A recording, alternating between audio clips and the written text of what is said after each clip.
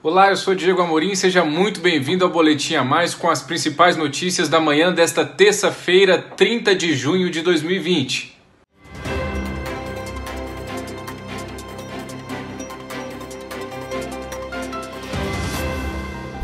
Manhã com noticiário bastante agitado, eu começo com as informações do Covidão no Amazonas. O repórter Pedro Canário trouxe para você as principais informações desta operação deflagrada na manhã de hoje. O Superior Tribunal de Justiça, STJ, autorizou a prisão de 8 pessoas por fraude na compra de respiradores em meio à pandemia da Covid-19. O STJ também determinou o bloqueio de bens e das contas do governador do estado, Wilson Lima, que também recebeu a visita de policiais federais em endereços ligados a ele.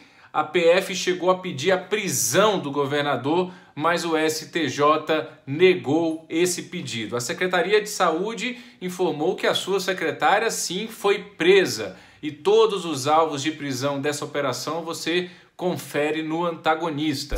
Vamos em frente. A Carmen Lúcia, ministra do STF, negou um habeas corpus ao Sérgio Lima, que é marqueteiro muito próximo de Jair Bolsonaro e um dos fundadores da Aliança pelo Brasil, esse partido que será comandado pela família Bolsonaro e que ainda não saiu do papel. Com essa decisão de Carmen Lúcia, estão mantidas então as quebras dos sigilos bancário e fiscal do Sérgio Lima e da sua empresa de marketing digital. O ministro Alexandre de Moraes prorrogou por mais 5 dias a prisão temporária do militante bolsonarista Oswaldo Eustáquio, que foi preso na semana passada lá em Campo Grande. Após pedido do Ministério Público Federal, o Alexandre de Moraes então decidiu na manhã de hoje prorrogar por mais 5 dias a sua prisão temporária. No Rio de Janeiro, o Ministério Público deflagrou operação contra denunciados por integrar milícia, aquela história do chamado escritório do crime. Os detalhes dessa operação você confere também no antagonista. Lá no Senado, a expectativa é para a votação na tarde de hoje do polêmico projeto das fake news. Davi Alcolumbre cancelou de novo hoje, terça-feira, a reunião de líderes na qual é discutida a pauta de votações da semana, mas eu conversei por telefone com o senador Ângelo Coronel, que é o relator desse projeto das fake news, e ele me disse que está tudo certo, por enquanto, para a votação na tarde de hoje desse polêmico projeto que, eu digo, ainda há muita resistência contra ele. O senador Plínio Valério, por exemplo, do PSDB do Amazonas, me disse que vai apresentar logo no início da sessão uma questão de ordem pedindo mais uma vez que Davi Alcolumbre retire de pauta esse projeto e deixe para discutir esse assunto após a pandemia da Covid-19 com o retorno das sessões presenciais no Senado Federal.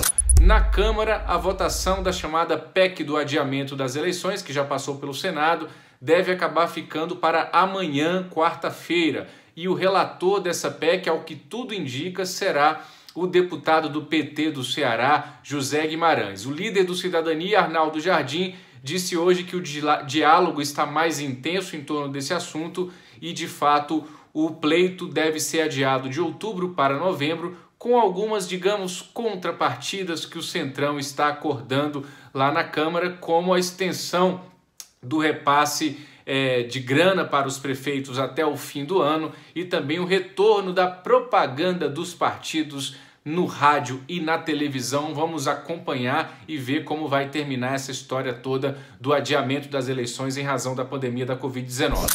Vamos em frente. O deputado Fausto Pinato, que é do PP de São Paulo, ele preside a Frente Parlamentar Brasil-China. Ele disse hoje achar que a sanção chinesa a 3 frigoríficos brasileiros, como nós noticiamos na noite de ontem aqui no Antagonista, pode ser, na verdade, uma retaliação. Segundo Fausto Pinato, nas palavras dele, a ala ideológica do governo vem atrapalhando muito a expansão comercial do Brasil com a China. Por falar em Covid-19, uma potencial vacina para a doença desenvolvida pela Índia foi aprovada hoje para a fase de testes em humanos e nós, mais uma vez, estamos torcendo para que essa vacina saia e saia logo. O índice de desemprego aqui no Brasil subiu para 12,9% no período de 3 meses encerrado em maio, segundo o IBGE. Agora somos no Brasil 12,7 somam no Brasil 12,7 milhões de pessoas sem emprego.